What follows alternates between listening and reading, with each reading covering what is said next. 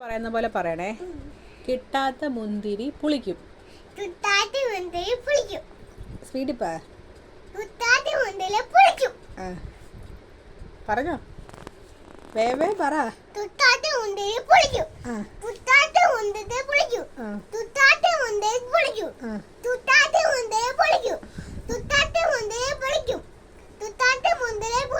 ഇനി അടുത്ത വേറെ പറയട്ടെ.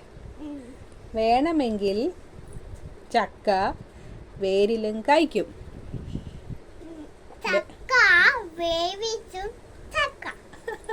വേണമെങ്കിൽ